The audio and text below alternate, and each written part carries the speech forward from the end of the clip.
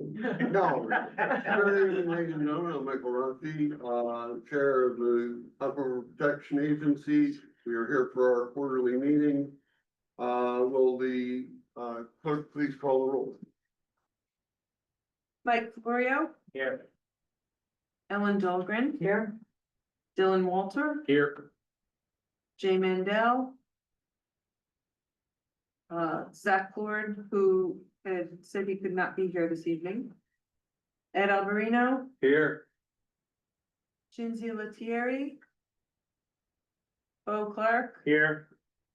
Robert Corson, Here. Brian Pellegrini, Here. Susan Marcus, here, Michael Rossi. Here. Okay, let's see, I'll seek Brian for Cynthia. I will seek Susan for, Jay, and I'll seek Bob for, who said they wanted to be here? Yes. Zach. Okay, we have a quorum. First item of business is the minutes. So we need a review and approval of the April 7th, 2025 meeting minutes. Were there any comments on those? All right, hearing none. Thank you. I'll second. Second, thank you. All those in favor? Aye. Opposed? Staying? Motion carries. Good. We don't have any old business. Was there anything new coming up? Nothing new came in, but I did want to gauge the commissions or agencies, feeling about doing another training, since there's some new faces and some folks have gone through sort of Aquifer training before, some haven't. So we can do something like that for our next meeting if you'd like to, and have a little bit of a longer meeting and then, postpone the planning and zoning start a little bit. But it's up to the group and how you feel about that. There's also the state online training that is back online. So if folks want to do that, you're welcome as well. But just wanted to see what folks think. What's your recommendation?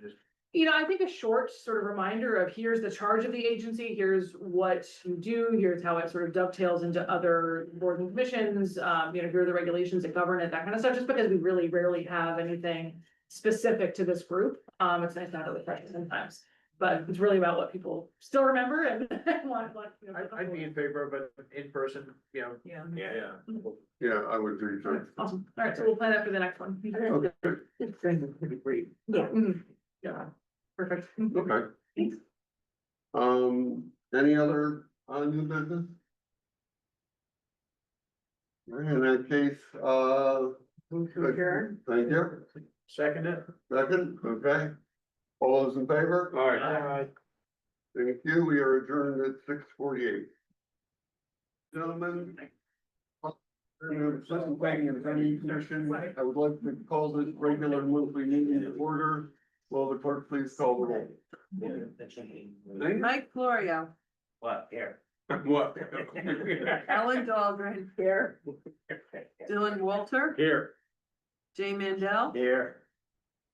Zach Ford is not here tonight, Ed Alvarino, Here. Shinzi Lettieri, Here. Bo Clark, Here. Robert Corson, Here. Brian Pellegrini, Here. Susan Marcus, Here. Michael Rossi. Here. Okay, I would like to seek Brian for Zach. And we have a forum.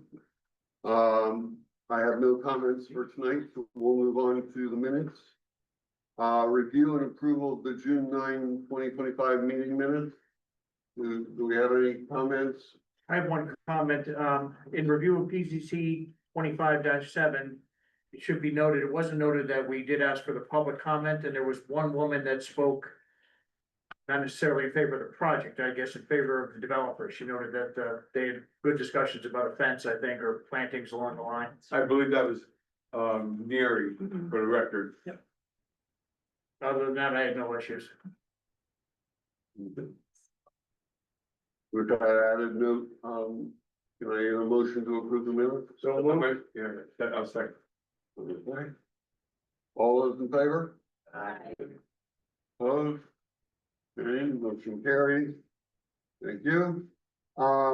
Next we have, it's scheduled for a public hearing, but, Planning and Zoning Commission, 25-7 was withdrawn, so we don't have any public hearings tonight.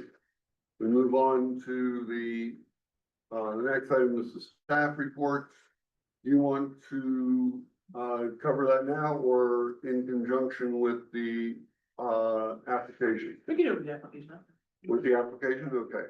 So A is withdrawn, so we don't have to worry about that. B we'll do with the application. Brings us to new business, item 6A. Planning and Zoning Commission 25-15, that's the site plan to repair an existing stone wall and return wall pursuant to section 18.2 of the Planning and Zoning Regulations at 113 Shore Road. Let's see, the applicant is David Provencher, and we have Shore Design, LLP. Do we have an agent or applicant? I think this is just to be received. Just right? repeat it, yeah. Okay, so, can I get a motion to receive? Make a motion. I'll second it. I'll second it. Okay.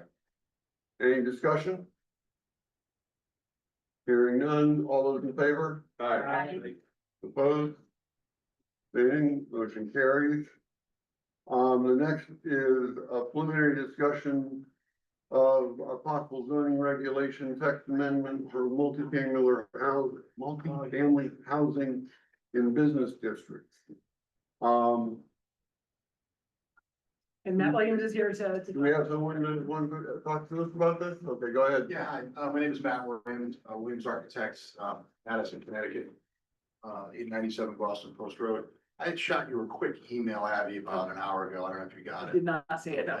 I have a flash drive, just as two images, one of the zoning map and one of the use table, Yeah. or you can either pull those up, probably just as easy. Yeah, I'm connecting to the meeting, so if you want me to do that. Yeah, if you could. I can just give you this, there's a PDF in there.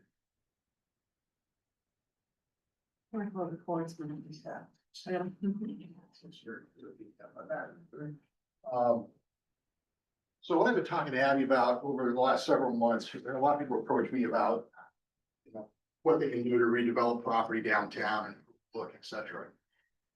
Is some of the possibilities with the zoning regulation. I understand that you're gonna taking on an overhaul, most likely, of reg, she tells me, going ahead in the next couple of years. I was asked by, Louis Labadia, who's the new owner of 14 West Main Street, to see how we could possibly put more than one dwelling unit in that. That existing building is, its last, established use was residential. The new field card, unfortunately, doesn't convey that. And I think mixing in residential into the downtown is something I think that's been brought up before. I know in the past, we've had multiple unit dwelling category in and out of the B2 zone. We actually designed and built one project. We've also designed and built projects with the accessory dwelling use, dwelling unit option in B2. B3 doesn't allow that. It doesn't allow multifamily dwelling in a commercial zone, which I think is only in the Maritime District in the IBC. What I recall from the table. So what I called Abby and I said, is there a way that we could maybe propose, at least have a discussion about reintroducing multifamily in some capacity in the B3? As I did a little bit of research on this, the B3 is obviously the core of the commercial part of town. And I don't know that allowing multifamily dwellings into any of those properties would necessarily make a lot of sense. But one of the things that I thought would make sense is that existing buildings that are an established residential use, allowing those properties to consider multifamily within the existing buildings. And I think one of the nice benefits of that is that it maintains your existing residential architecture.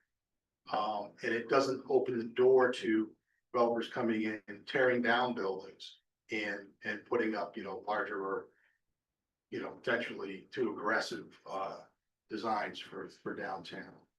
So what I really wanted to do, and again, Abby's suggestion, is to see if the commission would entertain a proposal to just make that small adjustment in the use of it. I can see that. Go ahead. I don't know if we can do that legally. Oh, we can hold a public hearing and do No, but I mean, as far as restricting it to buildings that are existing, as far as Oh, I- existing residential uses only, I think the regulation has to be consistent throughout the zone. So I don't know that we could legally, I don't know that we could it. I agree agree with you. It I needs to think be, it would you're have to running be into all a about. challenge, yeah, and we haven't run it by the town attorney and gone, so there is, I hear what you're saying.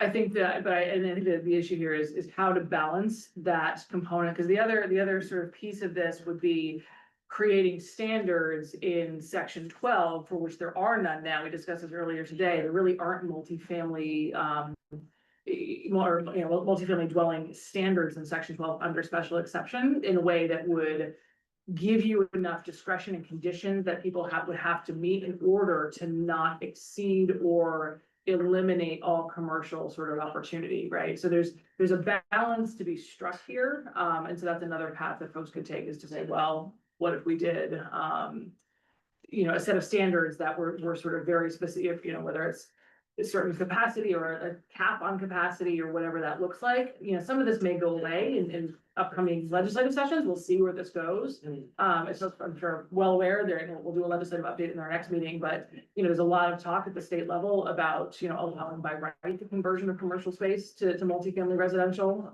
So that may come in the future. But I think the question for the commission is, are you first interested in having strictly multifamily dwellings in the B3 district, which sort of takes up the core of the downtown? And two, so if you are, so would you be amenable to a regulation that does not run afoul of treating different properties differently in his own district, but would get folks to a place where that would be possible? I know personally, as you said, the downtown is our hub, our business hub. And at first glance, I would object to the idea of having strictly residential multifamily dwellings within that business hub. We've talked a lot about having, mixed use development.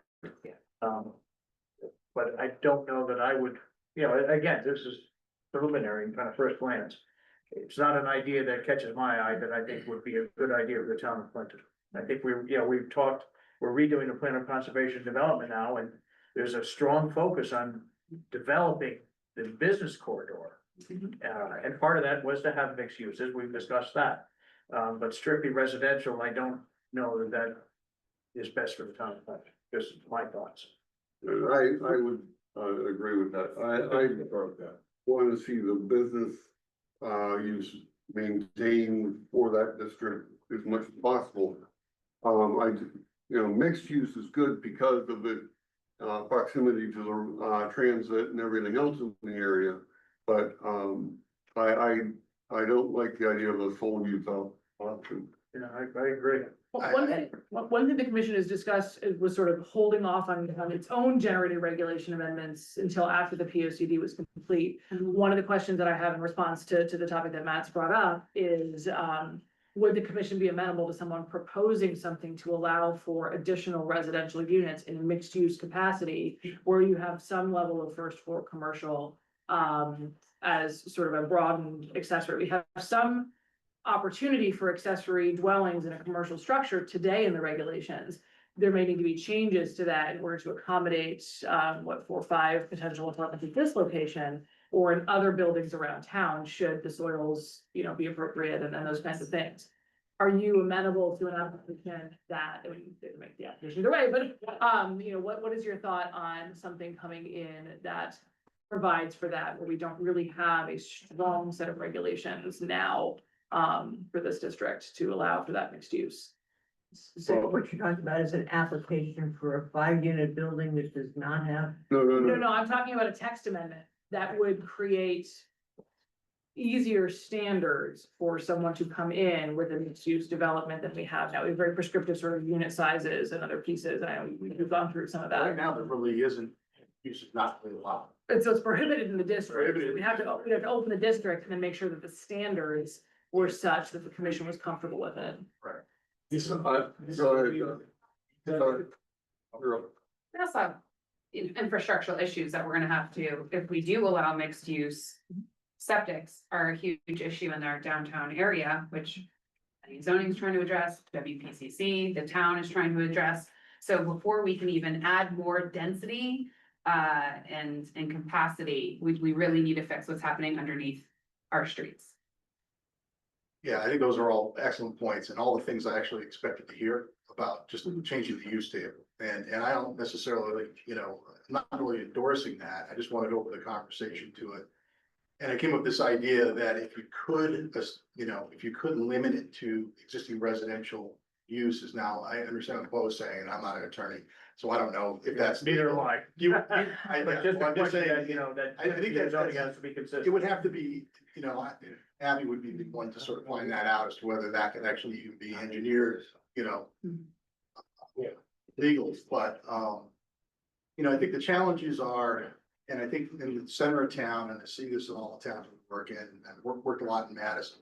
Your, multifamily and commercial building section, is kind of consistent with what I see a lot of places, where the bottom floor is commercial and the upper floor can be mixed use. Even in the B2, the only way you get any residential is with the accessory apartment special exception. And that's at unfortunately a difficult ratio of 52% to 48%. So if in Madison, for instance, in their standard commercial districts, it's been this way for a long time, 2/3 could be residential, 1/3 commercial, and that's just the standard planning model of a 3-story old New England town building. It's just something that sort of grew from that idea. And I think that aesthetic is something that other towns have certainly tried to foster. But I think even as an initial step, if you were to consider allowing the multifamily, in commercial buildings downtown, you might see some buildings come back to life and be better utilized. There's a whole lot of other ways you can do it, and I was trying to just bring up an idea that might be simple. Because I know it's a lot of work to develop a reg, and as Abby points out, your multifamily dwelling unit special exception has no criteria right now that I'm aware of in the reg. It's only allowed in the EMVD and Marine and the IDC, so anyway, I'm sorry. Go ahead. No, so is this for all the commercial zones or just the B2 and B3 zones? I was here just to talk about B3, but I think overall, in the other zones, it's something to also be considered. Does that include the backside of Post Office Square there? It does, it does. If you look at the map, and I spent a few minutes looking at it today. There's those 3 buildings in the back here, which when I look at the field cards today, they're right in the right spot. Yeah, it's actually these back in here. Yeah. They're kind of a mix. One of them, I think, is at least on the field cards, is all residential. One's mixed use. I don't really know. And I know you have an apartment or some apartments over top of the coffee break building, and the building next to that, there's one apartment, and some other things, so Yeah. you already have that Right, kind of aspect down there. right. I mean, in reality, there's only like what, 4 houses in that individual zone. The only 3 that I could identify is this property 14 West Main, 5 Pearl Street, and Snow Lake, which is the Smith property on the end, which is a larger parcel, which is actually split in the rear. It's R10 in the back and B3 in the front. Not the, So you wouldn't be, if you could find a way to wordsmith this thing so that you can allow multifamily only in properties that have an existing established residential use, you wouldn't be opening this up to Armageddon apartments all over in your business district, right.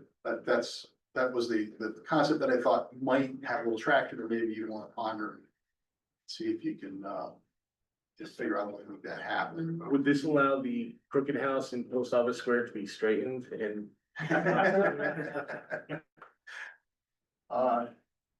Fortunately, I think that's gonna take a straight measures. I do think it would be, something that, at this point, we're not ready to write a reg like that ourselves. But if, I would see, no reason that we wouldn't wanna, have some, help with something like that. Go look at it. We can't make guarantees, of course, but it would be nice to see, what the ideas are, and sort of going off of what Dylan was saying, I'm, not necessarily you may even wanna consider the B2s. Yeah, But, that may not, some people may not want that, some will, but it's, I think all of those districts, the B2 district's got a lot of, residential in it already. mhm. And that's where we've gone back and forth on the regs. At one point, we passed a reg and it didn't get incorporated. Yeah, I just lived through that with you folks. I've seen it come and go. So, and I understand the dilemma there. I mean, it's not an easy choice. We all know we need services and goods downtown, it's critical, so. Okay, well, I think what I'll do is I'll talk to, my client on this 14 West Main property. I don't know if he's gonna wanna spend money to have me figure out something along that line, but perhaps, maybe Abby, if you can ask town council to get the question on that. We'll go through that, cause yeah. If it was limited to just residential Mhm. uses, that might be a fairly simple text amendment that I could propose. Mhm. So I think that's a possibility. We'll have that discussion and then I think, if it's and then we can just sort of determine whether another sort of preliminary conversation with the commission is warranted or if it's something very simple or if it's an outright no. One Yeah. point to Abby, Language. question actually. The strictly residential uses within this district are now non-conforming pre-existing, correct? So this would be, Correct. this would result in an expansion of a pre-existing non-conforming use. No, because you'd be adding a Because new we'd be adding use. to use, So okay. they So wouldn't you'd be be adding- changing their single family status, you would Right. be adding something entirely new to allow for the multifamily, where Okay. it's not currently allowed. So that'd be like a special. It would be permitted by special exception, Exception. sure, I can't imagine Okay. this, but just by site plan, there needs to be a public discussion about this, if the reg were to be drafted and passed, but, some of the conversation that the commission's been having surrounding, commerce heading south into B2 is sort of transitional piece between, sort of the residential to waterfront and kind of how we handle that transitional piece from downtown. So with the appropriate standards, I think, it's important, if something were to go forward, standards would need to be put in place that say, okay, is there a cap? And I think, soils and lot size are gonna limit a lot of this.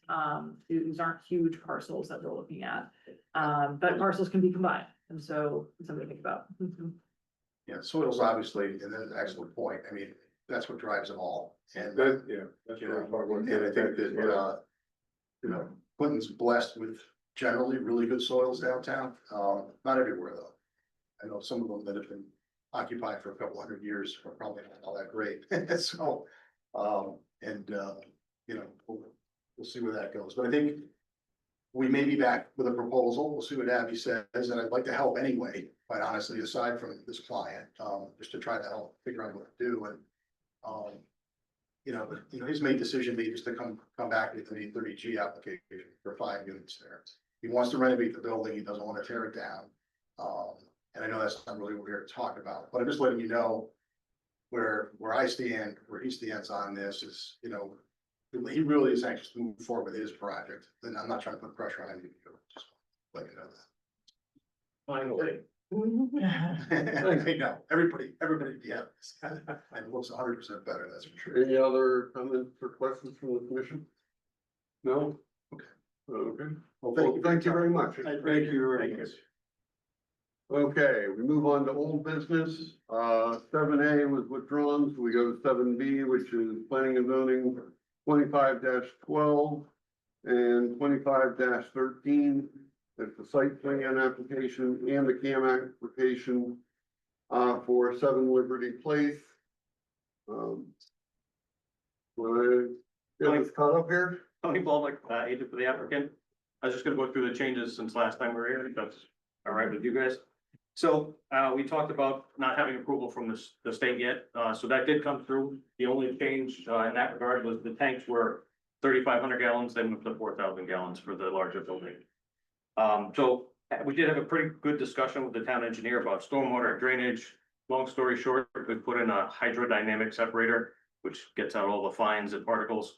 But it did result in a better layout, I believe, so the site hasn't really changed, it just lowered itself 2 feet. So the buildings are down 2 feet, the parking lot's down 2 feet. Makes a little bit more material that will have to come off site, but I think overall it's a better design. Discharge points haven't changed, from the last time we've seen it. I think that's pretty much it. Finally, there was one error that we did have, the, trash enclosure didn't have a curb on the back of it when we originally showed that. Town engineer grabbed that and said, hey, your stormwater is gonna run right out the back. So good catch on his part. I think that's pretty much it. Unless you guys have some questions. Okay, thank you. Let's see, where is it? Did we get the cam back? I didn't notice that. We did, so the CAM comments were essentially that, you know, they like that this is out of the floodplain and sort of away from resource areas. The one piece had to do with the stormwater maintenance plan, and so the long-term maintenance of stormwater for environmental purposes. A lot of that's been addressed in some of the town engineer comments and the stormwater management plan that updated, so that piece is, I think, resolved, and we've built some conditions in relative to the last meeting where the commission indicated a desire for a draft motion to be put in place, so I provided a stack of draft motions to you at some point for it to review, that have been vetted by the town attorney, but fundamentally, the things that the commission asked for at the last meeting were resolved. Good. It's good, and that's probably your report too. Yes. Okay, That's it, yes. that was the staff report that we, okay. Questions from the commission or any kind of discussion with the commission? We're still in public hearing, right? No, this is old business. This is the site plan, it doesn't have a Site plan public that hearing. is repaired, that defects. Yeah, it's not near a public hearing. So this is just a site plan, go ahead. I mean, I think we're all aware this is an 830G application and the standards that have been met. I've got to say, the engineers presented a nice plan towards us. The issues that were outstanding have been addressed. And therefore, I see no issue, no way that we should attempt to deny this application. These are the criteria of 830G. As I said, the environmental concerns have been addressed. Abby has a prepared motion of approval. Should the commission feel that? I'm gonna go ahead and pass it around because, It's lengthy, there are conditions in there relative to, some recommendations from the town. you might not wanna use all of them. I don't know. Brian needs a copy down there too. You got more season. We don't. Brian sees it, so he needs one. Brian, you need one, you see it. Yes. Yeah. Okay, he's got it, good. Okay. So we have were there any of these conditions that, or any of these findings go away because of the changes? No, the findings were updated with the town attorney this morning based on, we should have had a chance to connect based on the new information from engineering and, health. And so these should be pretty consistent, and have the references to the letters that are in the record, the comments from Deep that are in the record, and then the recommendation, so basically there's a series of 10 findings that go back to the record, go back to the regulatory piece, take care of the CAM findings. And then the conditions, essentially talk about, filing the deed restrictions at certain points in the process, having the town attorney do a final approval of the affordability plan as to form and make any modification, if there's need for modification there, it's a good condition, but it's a potential affect something. And then it talks about when inspections can and should happen, one of which is between the phasing of the two buildings to make sure that that's happening and to make sure that the town engineer sees what's going on, subsurface for the stormwater systems. So it's just sort of a continuation of how we would normally handle projects, but it puts the conditions specifically in here, frankly, to make Kathy's job a little easier about timing and when to hit certain milestones. I'm prepared to make a motion. Okay, go ahead. I'd like to make a motion to approve the PZC 25-12 and PZC 25-13 as shown on the plans entitled Affordable Housing Plan, Liberty Commons, prepared on 47-11 Liberty Place, LLC, and 711 Liberty Place, Clinton, Connecticut. Sheets 1 through 7 prepared by Thomas and Stevens Associates Incorporated, dated April 28, 2025, and revised through June 20th, 2025.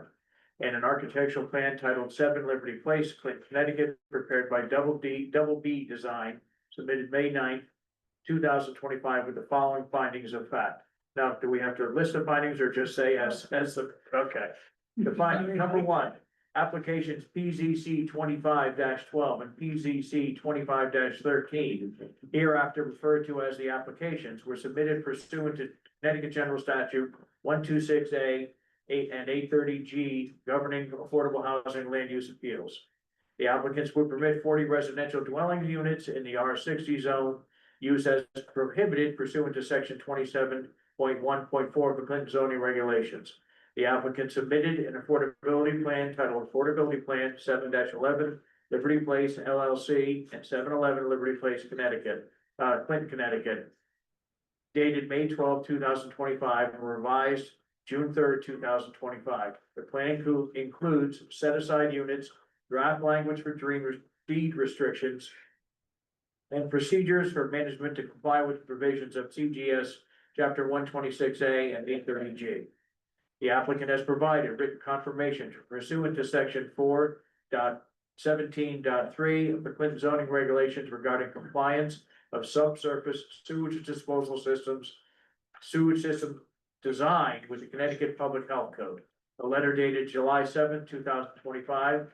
Perry A. Colson, acting branch chief of the Connecticut Department of Public Health, Environmental Health and Drinking Water Branch, approving the project, was received into the application records on July 8th, 2025. The applications include sufficient parking to accommodate the proposed residential units. The property is located within coastal area management zone. Comments from the Connecticut Deep Land and Water Resources Division dated June 9th, 2025 indicate general compliance with the Connecticut Coastal Management Act and noted the need for additional details concerning stormwater systems maintenance. The applicant provided this information. Number 7, as conditioned, the project incorporates reasonable measures to mitigate potential adverse impacts to coastal resources and future water dependent development activity. Number 8, the proposed application as conditioned is consistent with CGS 22A-92. Project number 9, project plans and stormwater management report were reviewed by the consulting town engineer for consistency with the Connecticut Stormwater Quality Manual. All comments from the consulting town engineer have been addressed. Number 10, the records for the application do not contain evidence to demonstrate that approval of the application would harm the public interest in a manner that would outweigh the need for affordable housing within the town of Clinton, Connecticut. And we've moved to adopt the following conditions of approval. Number 1, prior to issuance of a zoning permit for construction, the applicant shall provide final language of the deed restrictions for the residential development required pursuant to Connecticut General Statute 830G for review and shall provide evidence that the required deed restrictions pursuant to Connecticut General Statute 830G have been recorded on the Clinton land records. Number 2, prior to issuance of any zoning permit for construction, the final affordability plan shall be submitted to the town attorney for review and approval as to form. Number 3, at least 2 weeks prior to the start of construction, the applicant and site contractor shall attend a pre-construction meeting with the zoning enforcement officer to review requirements for sediment and erosion controls and construction sequencing. Number 4, at least 2 weeks prior to the start of the second phase of work, the applicant shall notify the zoning enforcement officer and attend an on-site inspection of temporary and permanent stormwater, sediment and erosion control measures. Permanent stormwater features shall be protected from sedimentation and compaction during phase 2 construction. Number 5, during construction, the town engineer or consulting town engineer shall inspect the installation of permanent stormwater management infrastructure. The applicant shall schedule these inspections with the zoning enforcement officer to facilitate the inspection of subsurface improvements prior to burial. Cost of these inspections shall be paid by the property owner. Number 6, prior to zoning compliance review for the certificate of occupancy, as-built showing all improvements on site shall be provided. And number 7, prior to issuance of the certificate of occupancy, current contact information for the administrator of the affordability plan shall be provided to the zoning enforcement officer. We have a second? I second. Want to read that in? That's why I let you go. Any, discussion, comments? No, I think you did a great job. In that case, okay, well, we got a motion, all those in favor? Opposed? Standing, motion carries, thank you very much. Thank you guys. Okay, committee report, Bo, you can keep talking. P O C D committee, subcommittee, please. Okay, we continue to make progress at a very good rate, I think. We voted at our meeting, earlier this week to extend the deadlines for the, finish of the application. It brings us past the end of our current P O C D, but we're really not in any legal jeopardy because we're working diligently on the new one and there's progress being made, so we're not really in any legal problem with that. One other point too is that there was a listing of, people on the subcommittee, and we added Cynthia's name to it. She wasn't officially named as part of the subcommittee when we began the process, but she's been an active participant all along, and we felt that she deserved to be credited as such. Other than that, we're moving forward. Okay, so the extension of the timeframe does mean that it will be the new planning and zoning commission that ends up voting for the final acceptance, is that correct? No, right? We'll be done with it in The intent is for it to finish in December, so the first meeting in December, So would the like, new, No, the so new the new commission will be seated, did it take effect January first or no, is it it takes November? just 2 weeks after. No, there's the- 2 weeks after, so yeah. There's a period where you can't do any business, I'm pretty sure. When it takes over. And we organized the first meeting. I know as far as town council was, I don't know about zoning. We organized the first meeting in December after the election. So the constitution of the commission at that time will be different. We can change the date. well, Well, either way, I mean, the commission as a body needs to be on board either way, and so I think, hopefully, if there are candidates. Yeah. Who are, folks are having different plans or candidates that are coming in, hopefully folks are able to participate and would be interested in participating now in the process. And being aware, so that would be the hope, but the reality is it would still get us to a 2025 adoption date, so we'd still be sort of in that same 10-year cycle, so we're sort of in that space. your point though. Thank you. Item B, the Thriving Communities Plan, Abby, you were going to Yes. fill us in on this? This is from Rivercog, I believe. Yep, so this is something, so you have seen this plan in various pieces over a period of time. We had folks from Accelerate for America, they were working with Rivercog and four communities, so Westbrook, Clinton, Middletown, and Old Saybrook. And it's a transit-oriented development plan. It was a federal grant through the Highway Administration to essentially take a look at how to create some catalytic change, provide ideas and some policy recommendations for communities who had access to either train stations or bus routes. And so that's the connecting piece. And so what came out of this project is a plan and a series of recommendations. It's not gospel. There are things in here that I know that folks had some questions about over time, but we're finding that it's pretty consistent with where the commission is headed and where the POCD subcommittee is headed in terms of conversation about activating the downtown, investing in area around the train station, prioritizing those areas as kind of important pieces for the town. And so what Rivercog has asked for is they'd like to bring this to the full board at Rivercog, so the municipal CEOs, but they don't want to do that yet until they have endorsements from all the various planning and zoning commissions. So I know Old Saybrook is going to look at this in the next month. I think Westbrook is going to take a look at it as well. I'm not sure what Middletown's schedule is. But the idea being, if there's a general endorsement of the concepts in the plan, then it's just makes a little bit more sense that it's consistent with where you all are heading. So what I can do is just do a real quick overview of what was done in the plan, kind of how we came to sort of the recommendations that we received. And then I'll jump into some of the Clinton images and take a few minutes if that's okay with folks. Yeah, that's perfect.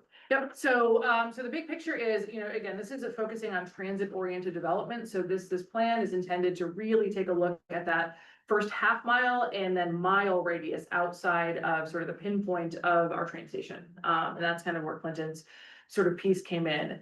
There was a pretty significant amount of stakeholder engagement. There were online workshops, there were in-person workshops, so folks had an opportunity to participate. And so some of the things that they did a little bit of a market analysis, some capacity analysis in which they looked at the facilities plan from WPCC and tried to align with suitable soils and say, we know we have some challenges with infrastructure, but let's talk about what could be possible here in terms of key parcels for redevelopment. They were looking at sort of this spoke and hub concept. So the idea being your main transit station as your sort of center, and then looking at sort of how bus routes and other pieces connect. So how do we connect along the shoreline? How do we connect up 81 and then all the way up to Middletown? So that was kind of their idea for this. The Clinton component here is probably nothing, well, certainly you've heard it before because they've been here to present, but nothing sort of radical or new also from what we've seen in other sort of downtown plans and other pieces. So there's a lot of consistency between those things. If this is not advancing, I don't know why. There you are. Okay, it's just slow. All right. So some of the things, so they did their typical zoning summary. You can see sort of here's that half mile and mile radius. We can turn the screen to anybody in the audience needs to see a little bit easier. If we can push that for folks welcome to get out of the too. Sorry, I didn't angle things the way we normally would. But again, it came sort of a snapshot of what are our current uses, what is our current infrastructure, so, sort of piece, what's our zoning look like today? There you go.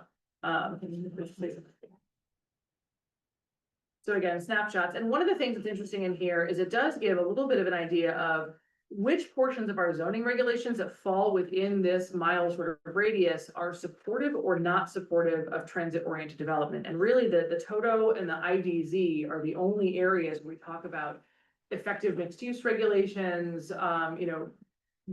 design-based or sort of more functional prescriptive elements that kind of give people a predictable way of going through that application process. Those really happen more in the IDZ and the TOTO.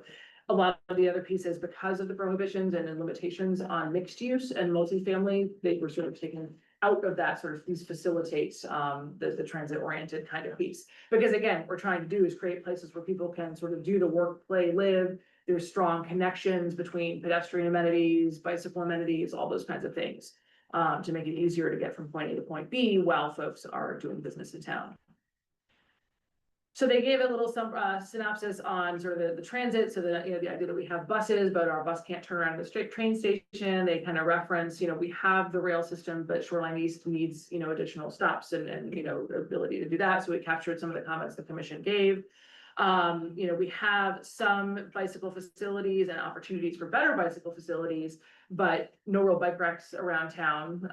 No clearly marked, sort of pieces except for the blue-green trail. We have an opportunity under the underpass going into Post Office Square to really change how that functions. So there's certainly sort of a pedestrian and bicycle comfort piece that came into this. They talked about sort of the constraints of the floodplain, and what they tried to do was say, okay, let's take a look at what properties would really be available for redevelopment or new development, and which ones are kind of maybe not the ones to focus on. So they tried to help you prioritize how the development community might approach some of these. And again, they talk about opportunities and constraints, which is sort of what I talked about a little bit before. Same thing, they've kind of created this sort of priority, connections between other places. So sort of what are the places we're trying to connect to? This is very similar to what we're talking about with the POCD, so it's pretty consistent there. They did do a market analysis and really focused on housing, because we know housing is going to drive the commercial success of downtown, even if not all of it is right in the middle of the downtown, which it physically can't be. But things like the Unilever site, properties heading west from downtown, some of the stuff along Commerce. Are there opportunities to appropriately and within the character of the town increase that density and make it so that folks are within walking distance to our small businesses? They did do a regional analysis of potential housing units, and one of the things that they were thinking through in this was, several hundred new units coming to Clinton within the next several years. And it's interesting when we start talking about the projects that we have before us, just with what was approved tonight in Pearson School, you've got almost 100 units in that mix, right? There are 90 units just in that mix. And so when I first remember looking at these numbers and saying, wow, by 2034, 0 to 200, but we're halfway there. And so it's not out of the realm of possibility. And if you talk about several hundred units potentially, at the Unilever property, that is sort of on track, and we may be headed. Do you know how much that adjusts our percentage of the affordable units? So this is not telling us where affordable units should go. It's talking about housing in general and how units affect sort of the market of the commercial area. The thing here, though, that we will have to consider is, do we, as we look at regulations, as we look at kind of how we're gonna implement things from P O C D or elements of this plan, do we have prescriptive affordability pieces? Do we encourage? There's a multitude of regulatory and incentive pieces we can use to get that there. Some folks are saying, if you have more than a certain number of units, you don't get below 10%, so you don't get us behind. The question is, can we get farther ahead? And can we go beyond our 2.8% that we're currently at? Abby, at what point do we qualify for I can't remember because I'm perfect. It's like 4% within a certain number of years, which we are not near. No, we're not near. I maintain sort of a spreadsheet that I put some calculations into to sort of say, okay, if a certain project comes in, or how are we going? The problem is we simply haven't kept pace. The number of What I'm talking about is even under 830G, if you have a certain amount of increase, you're allowed to put things on hold, to let things kind of settle down. As long as you're showing that you've made significant gains, which we have made significant progress. We've made gains, but they're not Right. constructed, occupied, and restricted. Okay. And so until they meet those set aside requirements in the statute, we can't count them. Okay. I'm pretty sure that the Bar Association presentation said if it rises 2%, you can't in a shorter period of time. That's what we're talking about here. So Yeah. we have to get up to over 4% to get to that space. We're at 2.8 now, so we've got to be more than what we've got now. Okay. So which is significant. And so it's a hard, we're consistently chasing it. Every single time a new unit gets approved, that dwelling unit counts against the affordable count. So we're constantly calculating. So Pearson will help. The one that was approved today will help. And there's certain things that will certainly move the needle. But if we have large developments come through, 100 unit development come in, and none of them are affordable, then that's kind of, we're always playing that ratio game. Always, you can go from now for. Okay. Go ahead.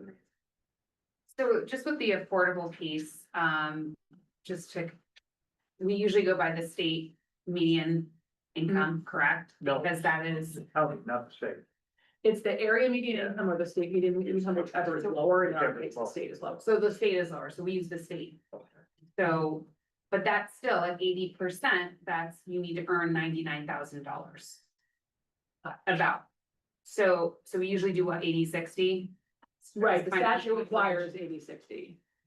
So what I'm saying, but for Pearson, it's a different deal because that's the way the town agreed to with those developers.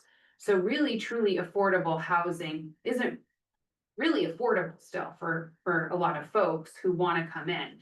So I think that's something that I would suggest with planning and zoning is that if we can, when we do have applicants come in and say that they have affordable units, to negotiate that percentage of that median income to truly make it more affordable for younger adults, for, maybe younger starting folks, families. I think what you'll find there is, I agree with your concept, or I don't necessarily disagree with your concept. But the thing is, you gotta realize that the developer isn't gonna come in and build something for nothing. We said. Wait, last time. I'm gonna stop both of you because we're off track, Okay. okay? But it's an important conversation. We're gonna need to It have. is an important So conversation, we need to absolutely. have it, but Okay. not at this point. Yeah, and what we can do is kind of have an affordability conversation ahead of the point where we're ready to craft regulations, so we have sort of concepts in place about what we can and can't do and go from there. So again, so they gave some sort of growth rates, predictions for things like retail space and some of that was driven a little bit by Indian River and consistency at the outlets and some of that kind of stuff.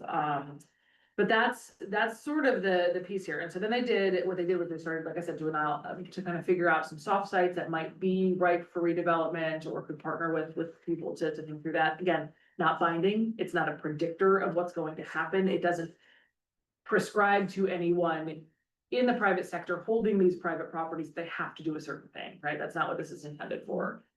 But it does give us an idea of where opportunities might be.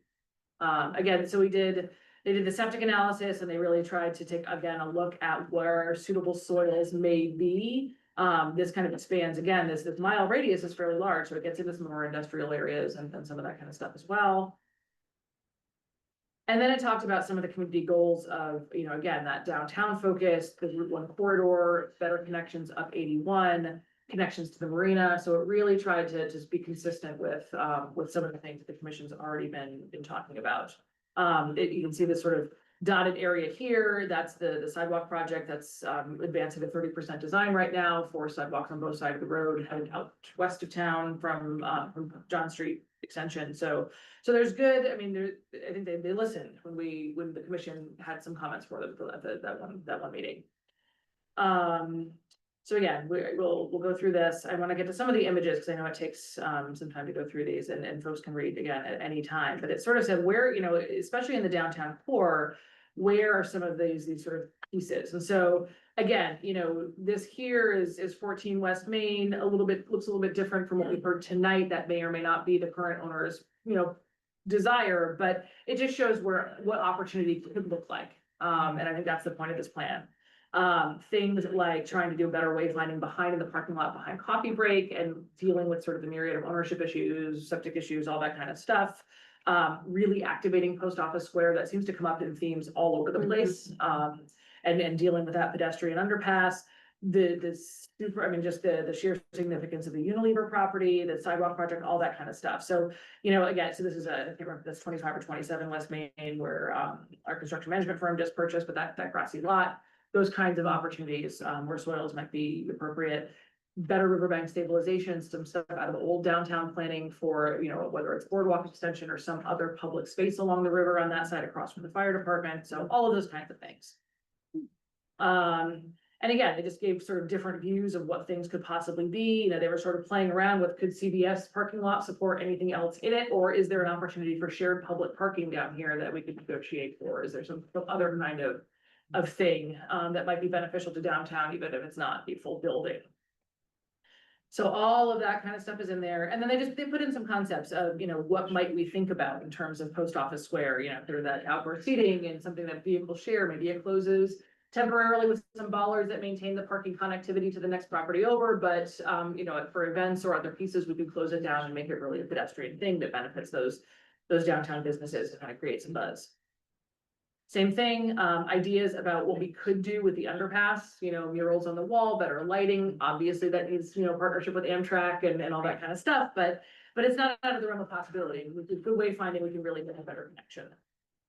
So there's a series of recommendations and a lot of this stuff, really, again, it's the same stuff that we just discussed. It's, sort of implementing some of these things, and you'll see some of these carried forward into the POCD that actually arose really in conversation in parallel with this. So it's nice to see that, kind of we're in this space. And then the last chapter of this talks about grant programs and financing mechanisms and that kind of stuff, some of which still exist, some of which no longer exist. So anytime you write a chapter like this, it can be kind of a little bit quickly, but it at least gives us a place to look. So that's the. So Rivercog is looking for our endorsement? Yeah, it's an endorsement, yeah. At what point how soon do they need our endorsement? We're hoping sooner rather than later. If you need more time with it, we could defer this to the August meeting if folks have questions or want to take more time. I would like to read it in more detail and exploring. Here, Larry, chairman of, Rivercog. It's But all. I think we all Yeah, you're involved. review the comment. I mean, I'm hesitant to give my endorsement for something that I have to write. No, we have to read it. Yeah, okay, so, before we go, Dylan, Yeah, I have a quick question. So, just a hypothetical, here. Say, a certain developer redeveloped the area on the other side of the bridge. They knock down this house and they're maybe put in a traffic circle or something like that. What would happen with the land that is then created for that? Would that be able to, would that still be state property, or could that potentially go to town for something? When you say the land that would be created, are you saying area outside of the state right of way for any potential traffic improvements or? So if you're coming down High Street and you go into town, you take the 90-degree right and the 90-degree left. But that all gets smoothed out with a traffic circle where those houses are currently standing. Obviously, the turn wouldn't be so tight, so the asphalt would be further over and there'd be space there. So any improvements that happen on 81 would likely be incorporated into the Route 81 right of way, the state right of way. Whatever is remaining that wouldn't, and it would all depend on design. The roundabout is a concept that's been floated, but nothing has been decided around that. at all. But that owns, that's privately owned. It is privately owned, it would have to be done in So we're not gonna partnership. buy it. No, this would be something that if a project were to go forward or some reconfiguration of that S curve were to be contemplated, it would need to be done in partnership with the state, with the property owner, with the neighborhood, with the town. I mean, there's a lot of conversation that has to go around that. Whatever would be remaining that isn't part of what would be required in state right of way would likely stay with the property owner. And that the question is, what might that look like? Because there's a lot of different opportunities for what that could be. It could be a softening, it could be a roundabout, it could be a different configuration through to North High Street. There's multiple things that could happen, and none of those have really been designed at this stage. So, yeah. Now, getting back to, the Thriving Communities Plan, the idea, of taking a month to give us time to read it and go over it so that we can, hopefully endorse it for them next month. Sound appropriate, everybody? Yes. If folks want to email me individual questions, I can also put together like a Q&A and sort of answers for folks and all that too. It's So okay, It's like. that sounds good. I just wanna let you know, like, the last Rivertalk meeting that we were supposed to attend, we had we had our RTC party, that's, that's why Larry and I, and most of the members from the Republicans, is go to, I just wanna let you know that, Mike, so, that was, because of the lack of, Larry, Lawrence, Edwards, myself around. So we listened to him go. Thank you. Okay, next overview of the coastal resiliency plan. all right, so this is another one where we had gone through an extensive effort with Clinton or us, Westbrook, Old Saybrook, and Fenwick. You've heard this plan before. This is not something brand new, but this is another opportunity to more formally endorse something that's been laid out for the town. Many of the concepts are being actually incorporated into the P O C D as well, so we reference this plan in multiple ways. It is a good baseline start for where we will need to go into the future with resiliency planning. This is not the be all end all. We had really good response to the plan when we did the public workshop. We had about 60 folks attend sort of the final workshop to present the plan. Folks were generally happy that there was information available, that there was a place to go look, that they could, sort of see more about the issue. Specific topics covered in here. There's a structure to the plan, and I'll kind of go through it with you, but the idea being looking for an endorsement of this plan. And then the Coastal Resiliency Task Force will be going to the town council this week, also asking for endorsement and asking for their charge to be updated to form a resiliency committee that carries on past their task of shepherding this plan information.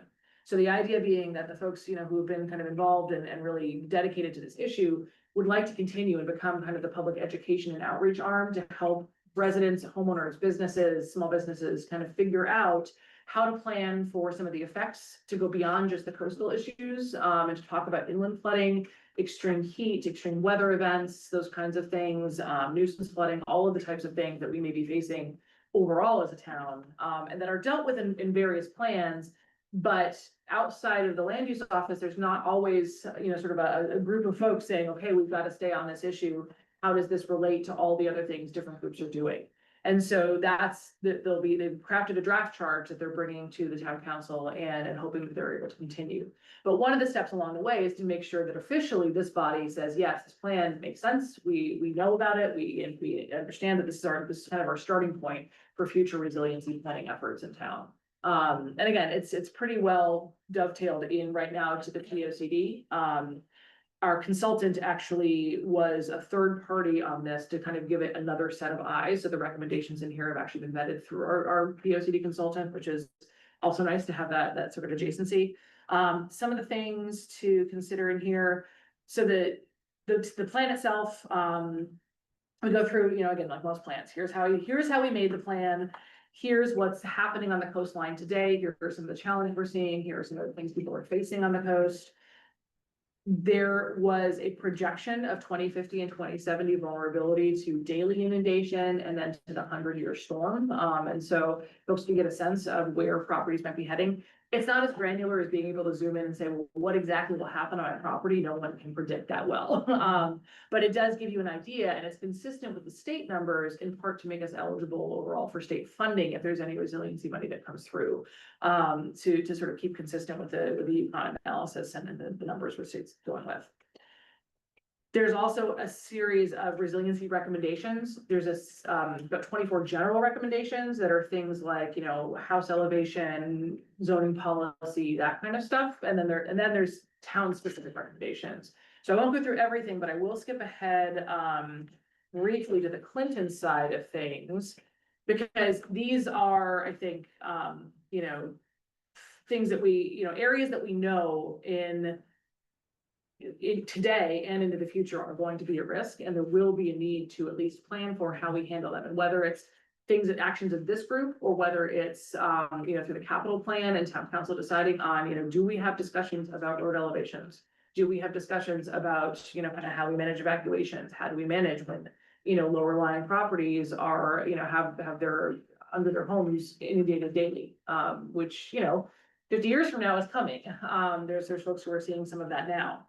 So this is sort of the area, again, it's not a surprise. It's Cedar Island, it's the beach, it's the Causeway Groveway, down by Lobster Landing, Riverside, the places we see on a, routine basis. So I won't, about them, so I'm not gonna go through all of them with you. And the hazard mitigation plan will deal with some of this, but this takes a much broader look and starts talking about how our policies affect some of these things. So again, we go into the storm projections and all of those different pieces. They did an analysis based on building footprints that might see water in various storm conditions, so you can kind of look through this as well. There's a whole bunch of appendices that get into greater detail, but again, it gives you just an idea of, even in 2050, sort of where are you going to be impacted just on daily tides, not even talking about the big one hitting. So all of that is in here. And then it goes again into sort of some of the recommendations and then we're gonna be. So, some of these are our pictures that we took along the way, and you can see some of the, winter flooding and the nor'easters, and then some of that sometimes is worse for us than other events. I still like to talk about the day that, Vin and Todd and I were standing down at Lobster Landing for a meeting. We're just watching the water come up to the catch basin and backing up as we're talking, right? It comes that fast. And so we really want to make sure that folks have those resiliency operations, hammock, Causeway, Meadow Road, all that. So some of the recommendations specifically do deal with, okay, your lower lying areas, how, think about planning for things like road elevations and what that would do to the surrounding properties, and working with neighborhoods to talk about what that means. How are we looking, are there areas where the marsh is advancing? Are there things that we really need to think through differently? So that's, yeah. I looked through this and, while they specifically addressed the issue of, possibly compromising septic systems, Oh, yeah. they didn't say anything about a possible compromising of, water wells. That's true. It's true, but ignored. Yeah, and it was a point that the planning group brought up with the consultants as well, and I think it was just the scope of the project was really surface sort of water pieces, and they were looking at, provision of water and that kind of stuff, and thinking it wasn't as much of an issue as they were, but it is. Yeah, I mean, it seems to have been a major thing which somehow was overlooked. And like I said, this is a baseline. There were certainly some, took a while to get this plan finalized, and so it's a starting point for us. It's not meant to be the forever plan, that this plan has to adapt to this over time. So I think we should consider this the same way we did the driving community plan. Take a look at this so we can possibly endorse it or potentially endorse it next month. That would be great. Everybody feel cool with that? Thank you.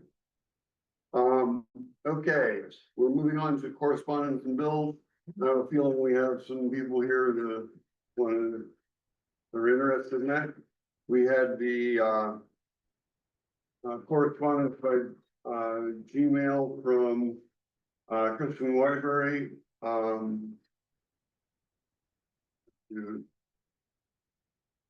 Is Kristen here? Yeah. Hi. Would, rather than having us read this out loud to the record, do you wanna make a statement? Sorry. We all have a copy. Yeah, like your whole speech, and then you touched on a lot of the points tonight that I had been concerned about. But really, the invasive species was the biggest thing that I'm hoping you can help with. It does tie into planning and zoning. I'm like not good at public speaking, so do you know, do you mind reading over it, and maybe we can like reflect next month, or? I'll read it over. How's Okay. that? I've done a lot of reading. So you prepared, and then like you all touched on my points, so. So I'll read for you. Her name is Kristen Waterbury, not mine, and I live in Clinton. I'm reaching out to raise a concern I believe should be on your radar as part of Clinton's long-term planning and sustainability efforts.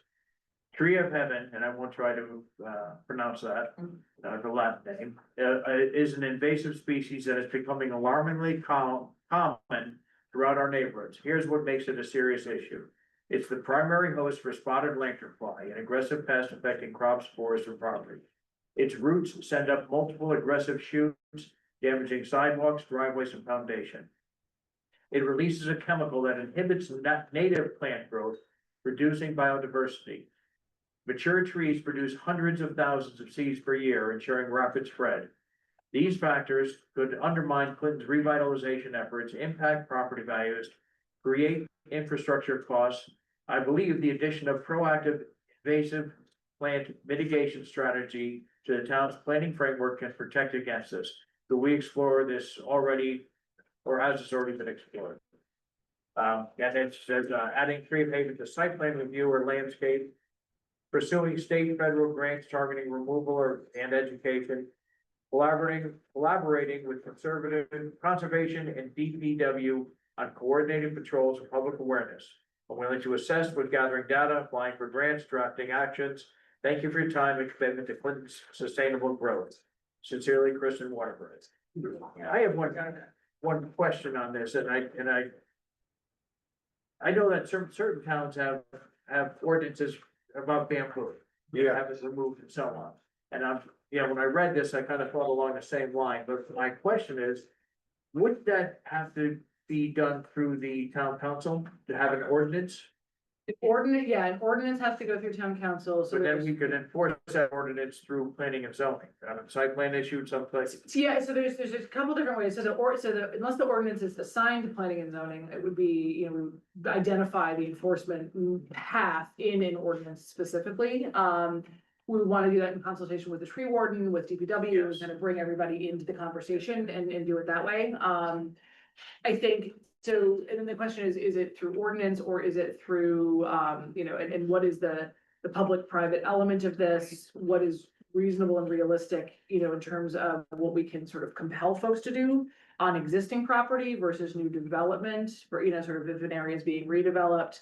What are the costs and implications of that, and how do we, again, find the money to sort of say, okay, let's think through how we can do this and not, sort of shift burdens in ways that are difficult. Eradication is challenging. Just to the point about, landscape plans trying to use native plants, not, invasives. And that's, we already, ask that of our developers on new property. If the existing, homeowner brings one in because anything that looks nice, and, you know, but we'd have to think about that, but again, I was thinking the tree committee, or I don't know if And, they. and I think there's partnerships, this correspondence also went to the Conservation Commission, and there's some partnerships there too, because they've done some education surrounding Japanese knotweed. We've talked about hosting, sort of a removal workshop, like a public workshop to show people how to actually handle the plants that they see on their properties and what they can do, like to pull a bag, or if, and this is a little bit of a different animal, but you know, having those educational opportunities, maybe having some videos up that if folks see this tree on their property, right, this is something that they can take action on as well. So there's probably a combination of public opportunity and private actions that together start to make, you know, a more of a difference. I bet I'm sorry. Go, Well, I've just seen in some other towns that, through social media, there's a lot of communication, and that's been very effective. Because people don't know, and that way they're able to actually see examples of what that looks like, and then hear comments from neighbors about how to, sort of help with it. And I think that the town, that if we have people moving in, buying property, building property, even maybe having a list of native plants that they're looking to, if they want to improve the appearance or, you know, just plant garden, whatever. That then they have a go-to list that they know that this is not an invasive species that they're planting and how it's so helpful to the town and the environment. so, Yeah, one thing that I had seen, I must say this is the first I had heard of this, but I did do a little bit of investigation when I saw it, especially in the West. Apparently, a number of towns have, you know, their public library rents tools as well as books. There are particular tools that are optimized for removing this thing. I don't know whether our library rents tools or not. I don't know if they do, but it would be worth a conversation. It might be worth, I mean, where I used to live, they did. I mean, you know, the sink branches or something that you don't use all the time. The library was the place where you went to get, so they had, you know, good sized weed removal tools that might be. anything. go ahead. You know, as we go forward with the P O C D, I think we might want to add a reference to this sort of thing, invasive species. Absolutely. In case funding is available, that we should refer, I think we should include that in the P O C D. Yeah. You know, an effort to eradicate or control invasive species. And that is a very good thought. Mr. Chairman, we had, But maybe over there. Has the tree warden, made any comment about that? Not on this particular issue yet, so we still need to loop him in and make sure that he's informed and all that kind of stuff too. So, Has economic development. nope, this is all stuff that kind of came in, unless you've had separate conversation that had not from my office, but yeah. I didn't, I kind of just like gave it through to everybody, and I like your idea of the library. I need to stand up, I'm sorry. That's it. So, we see a comment in the back here. Yeah, Kristen, I'm Denise Story, and I live in East Bedford, in Clinton. I've been a Clinton resident 27 years. In 27 years, my property at 8 Spencer Court, 1/3 of 3/4 of an acre is wooded wetlands. And when I first moved to town, I planted some beautiful forsythia on the property line in front of the house, and it's a cul-de-sac. Those forsythias have been choked by invasive bamboo. Never planted any of it. But I just wanted to raise to your attention as a town that the wetlands areas in town are pretty stuck with invasive species. Yeah, And right. so there's nothing we can do to take it out, is my understanding. I don't want to touch anything in the wetlands. But yet at the same time, property owners are experiencing, probably throughout town, what I'm experiencing is that whatever you're planting is being killed and choked by invasive species. So I just wanted to raise that to the attention that it's not what people are planting, but for whatever reason, it's growing in this lush tropical global warming that we're having. And I just find that, someone mentioned about the devaluation of property, and I have a growing concern with, you know, beautiful homes on Spencer Court, yet it's perimetered by wetlands, and this is just one example in town where I think the town needs to start to look at where are the invasive species and how rapidly are they growing? And if there is state funding for something or grant funding or whatever, that it be pursued. So I just wanted to raise. That's why we mentioned adding a reference to this in the plan of conservation and development, because there are certain funds, I'm not sure if this is included or something like this. There are certain funds that aren't available unless it's referenced in your plan of conservation. This comes at an opportune moment, when we're doing that, so. Yeah. I was gonna say, like, I would, propose, like an act to the developers that are coming in, that they should, you know, fund some of this, and make profit off of our town. And I had written something, like, I don't have it tonight, but I can email it so you can see like what I'm hoping for, which kind of correlates with more. As again, as I mentioned at the beginning, I believe something like that would have to be an ordinance from the town council. We're not a body that Right. can create the regulation in that respect. Right. You know, there are certain times when it's said to us to follow up on that, but as far as an actual ordinance, that would have to come from town council. Yeah. I know like in some towns with the bamboo, it's done at property transfers. You know, you can't sell a house if it's got existing bamboo on it. So either the buyer or the seller has to eradicate it before it's approved. And sometimes even the banks won't give you a mortgage for that type of thing. And then they're legislating, I mean, bamboo has, it's sort of a Yeah, special you can't case, set but this free. yeah. Yeah. Mr. Chairman, we had a number of Pratt roads that guy planted them. And it took, remember, it took over all that land and they were recording everything. It just took over like 3 houses. It just kept growing and growing and growing and growing and growing, and the guy planted it. But like what Bo said, if we put it in the P O C D, what you can plant, what you can't plant, you know, like fragments, people don't understand what they're. Well, I wouldn't want it to be too specific. I like the general. Well, in general, but it should give a list of invasive plants, and it should give a list of what native plants, and it should. I mean, a lot of people don't know. Well, there's also ones that fall in the middle that aren't native, but also aren't invasive, and gardeners. If it's not invasive, then what's the big deal? Well, exactly, so you can't classify it out by saying. Bamboo is invasive, fragments is Plants are invasive, only not invasive invasive. No, I think that's why Mike said just to have a general statement about. General statement about. Yeah. invasive Yeah, plants. exactly, that's what I'm saying, like, yeah. There's a woman in the, oh. Hi, sorry. My name is Sue Daly and I live on Grove Street and I'm talking about the Tree of Heaven. I don't know how to go about having an ordinance for not having somebody plant it, but I have a neighbor with a huge one on the property line. I've offered to pay to take it down. They've said no. And last year it was absolutely covered in spotted lantern flies, which ooze something called, the flies themselves ooze something called honeydew. And it's this thick syrupy sticky stuff on everything, and my entire fence was then covered with flies, regular flies. Good. So, I mean, it really becomes kind of a health issue, and this Tree of Heaven spreads everywhere. In that yard next to mine, there's 5 new ones growing.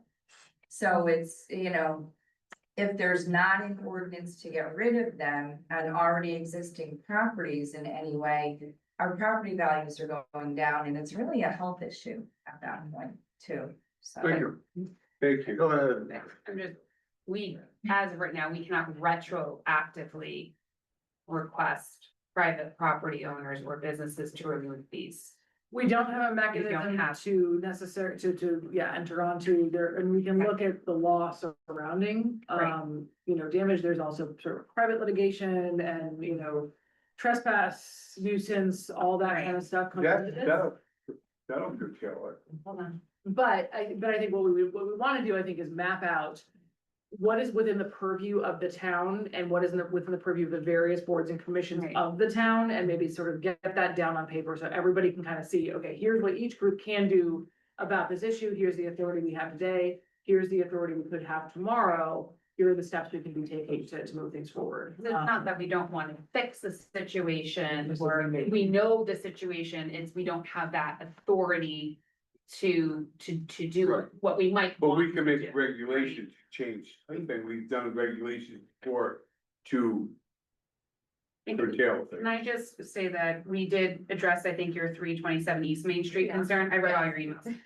And then when we get to the landlord filling in vacancy, I have a couple of comments as well. To be helpful, hopefully. You can just use herbicide on the thing, like, there's stuff out there that if you cut it and spray it on there, it'll. These things grow fast and big. What's it? No, I know, but I If mean, it's on the. there's property stuff line. out there that'll take care of it. He's in that business, you know. I think I got my stuff. We had an area where I worked that was, the wetlands reclamation area. And we had several of these trees growing and I ripped them out with an excavator, so it was a little bit different. And But, one more. In the state of Connecticut, they do realize that there is an issue, in October first of 2024. They are trying to curtail, there shall be no import, move, sell, purchase, transplant, cultivate, or distribute any of the following invasive plants, and they go on and list.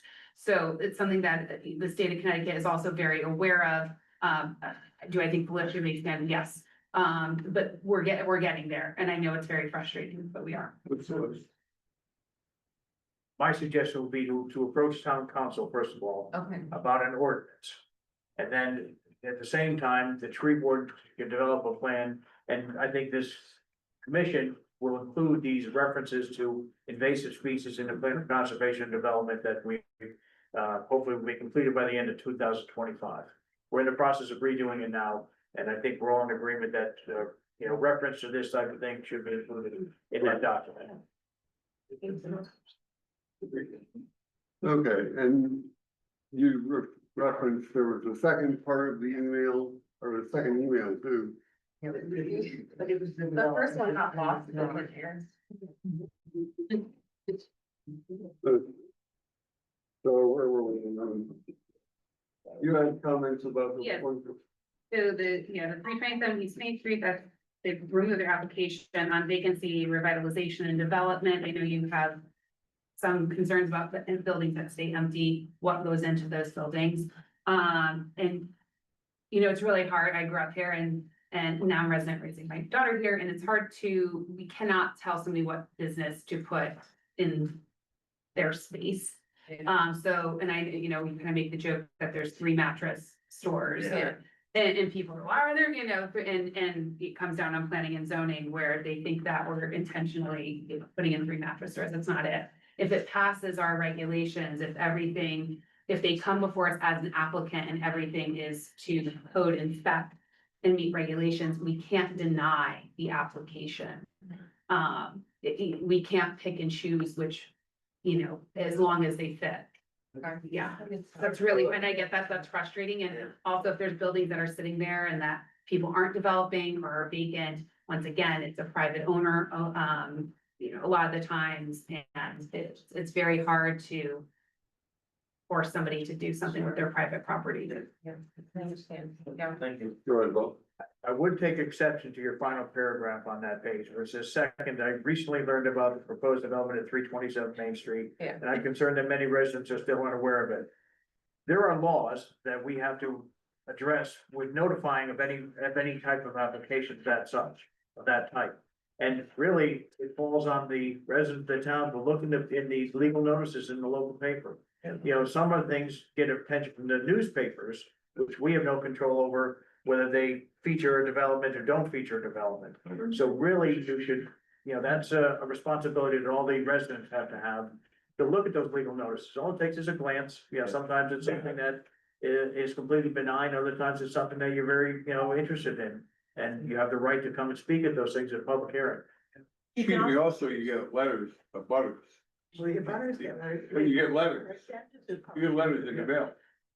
All right, that is public information. Yeah. And as Ellen just pointed out, all our agendas are listed on the town website, so you can see what's coming before planning and zoning. Certain things don't require a public hearing, so they wouldn't have a legal notice, but anything that comes before us is listed on our agenda that's available on the town website, so, be engaged. Yeah. I mean, obviously you are, but I'm trying. it's a good thing. Good, Thank you. okay. Thank you.